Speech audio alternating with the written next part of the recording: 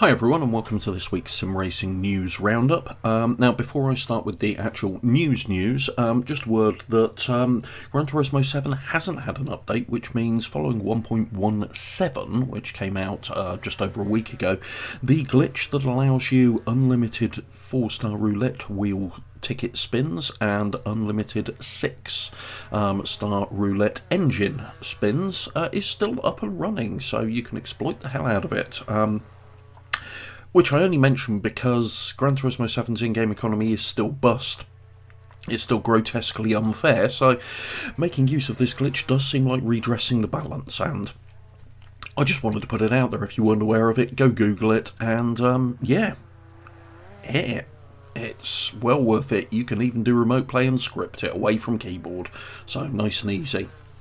Right, on to the news proper, and the first thing I want to talk about and look at is Pure Rock Crawling has had another update. They seem to be throwing out little updates that gradually are tweaking and improving the title on a fairly regular basis, and this one's basically reworked the whole transmission system for the game, so you now have far more realistic manual automatic gearbox options within there, giving you greater control over the cars as you are crawling over rocks in it, and also to make things a little bit easier for those people on a controller or a gamepad, auto reverse finally exists in the title as well, so it's a nice little update in that one. And one thing is, if you are a PC player, the Steam Racing Game sale is still on at the moment, and I believe Pure Rock Crawling is about 20% off, along with a whole host of other titles that you should check out and pick up dirt cheap. We then move on to Rush Rally Origins, which has had a very small patch come out. It's mainly around making sure the VSync works and a few other bits and pieces, and tidying up some of the minor bugs and crashes within the title, which were fairly minor and fairly infrequent, but don't expect any great changes from this one. It is more about tidying things up and making sure it's nice and stable. We've then got news of a new title that is coming. So 26th of July, a title by the name of RaceLeague will be opening in early access.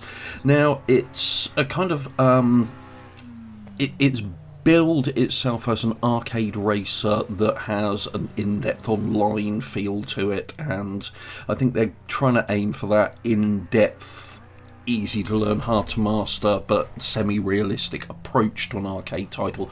But what most intrigues me about this is, outside of the aesthetics, which I quite like the look of, is the fact that it's got what appears to be a hugely in-depth track editor for it, and the ability to share tracks within it. So I'm probably going to be picking this one up at early access just to see what's involved in it and how easy the track editor is to use. So yeah, 26th of July that one's coming out, so keep an eye out on the channel for when we have a look at that. We've then had another patch for Redout 2. This one is just a small hotfix, mainly around fixing leaderboard times and how the leaderboard operates, so nothing really functional in the game outside of the leaderboards. Moving on from that, the new release candidate for Automobilista 2 is out, bringing it to version 1.3.8. Remember, this is a release candidate, so you have to opt in on Steam if you want to. Just go to the beta channel and opt into the beta channel. This will probably, about a week from now, become the full release once they've bug fixed and tweaked it and people have given their feedback on it. And I will be doing a separate video on this because it's another big one. The main highlights around this are 3 free new tracks coming to AMS2. It's an Argentinian track pack, so it's 3 tracks from Argentina. These are tracks you're unlikely to find in any other sim outside of mod content, so it's great to have them in there. And the maintenance and physics extension and development work has now extended to an even wider range of cars, so Group A, BMW M1 Pro cars, Sprint Race, F Retro Gen 3, the Metal Moro MRX, Roco 0001 101, MCR Sport 2000, Opel 86, Amiga 99, Copper Classic B and FL, Mini John Cooper Works UK, Caterham Academy, F3, F3 Trainer and FV have now all been brought up to date with the latest physics on there, and I gave it a go last night and it's brilliant, particularly the M1 Pro car. Really love that, absolutely amazing fun to drive. So if you do play AMS2 and you're not part of the release candidate releases now, it's well worth going in and having a look at this. It honestly is. We've then got Assetto Corsa Competizione. That's the one. Assetto Corsa Competizione. You can tell it's the morning, can't you? Has just released the American Track Pack DLC. So this has added Circuit of the Americas, Indianapolis Motor Speedway and Watkins Glen. Now, as well as that, we've got all the bonus liveries from the 2022 GTW Championship and the full season liveries and the bonus liveries, that is. So absolutely everything in there. The one limit around this you have to keep in mind is this is still tempered by the SRO license, so unfortunately you only get one layout for each of these tracks.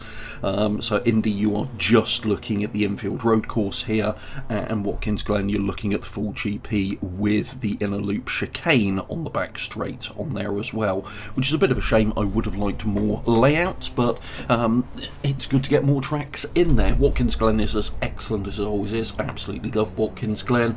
Circuit of the Americas and Indy Road Circuit infield, not the biggest fans of those, I've got to be perfectly honest, but it's good to get more content in there. It is purchasable DLC, £15 for the 3 tracks, £5 a track.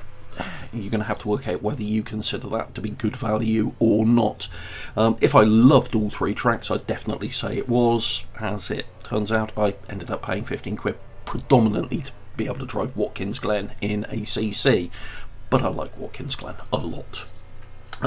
Which, by the way, it's the American Track Pack in ACC that you've been watching in the background of this video, so no mod content this week, just the ACC American Track Pack DLC for you to enjoy.